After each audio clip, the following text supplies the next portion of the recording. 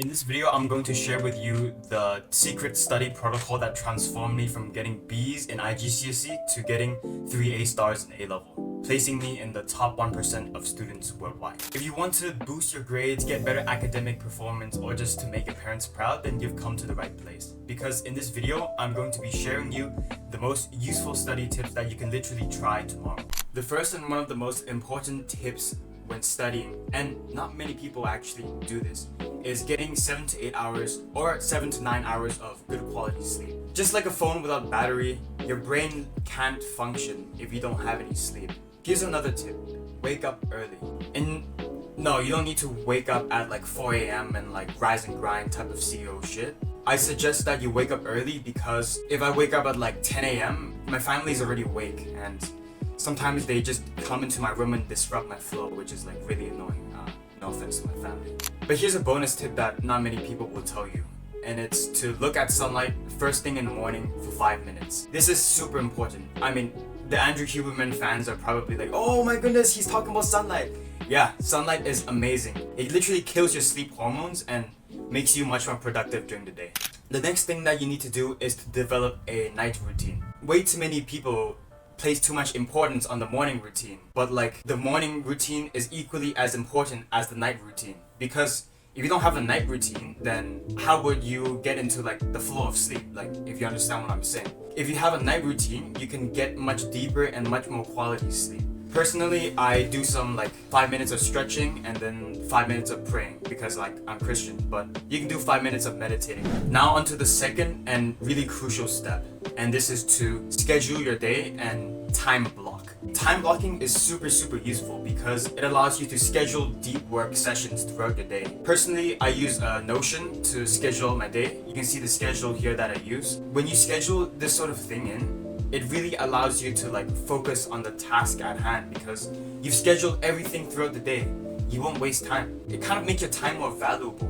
And if your time is more valuable, then you will spend less time doing unnecessary stuff like scrolling on social media or something. By the way, wearing a watch really helps because when you're outside and you don't want to get distracted, you can just look at your watch, see what time is it? Oh, it's 2:44. One really important tip when scheduling the time is to eat the frog. Yes, this is from the Adonis protocol, by the way.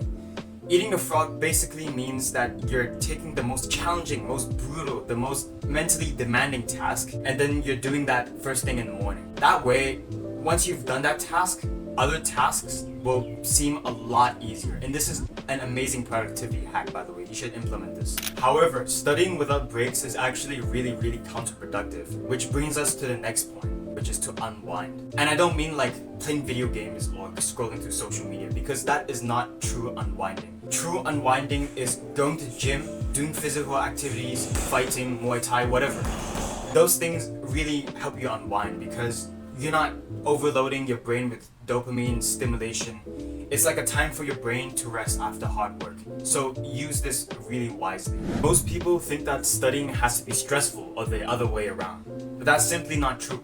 You ever heard of that, like the high school triangular matrix, where it's like good grades, good sleep, and a good social life, and you only have the option to pick two? Well, I'm gonna say that you can have the option to pick all three. And here's why. You see, when you're on self-improvement, your mental health is in order, you're eating clean, your brain is not fucked with dopamine addictions and stuff like that. And that literally allows you to work more efficiently, you can study better. Like personally, I don't play video games. I barely use social media. I read books. My attention span isn't fucked.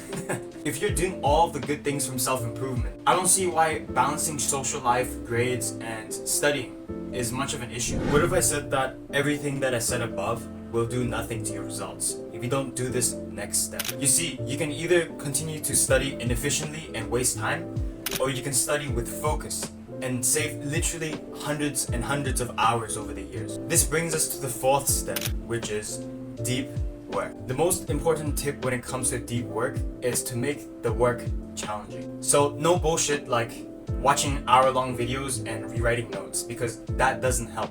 What you really need is active recall. I'm talking about flashcards, past papers, redrawn mind maps, trying to recreate the textbook in your mind. Those types of study techniques are really what will give you the bang of the buck, because those things are super stimulating for your brain. Imagine your brain like a circuit, because it actually is a circuit.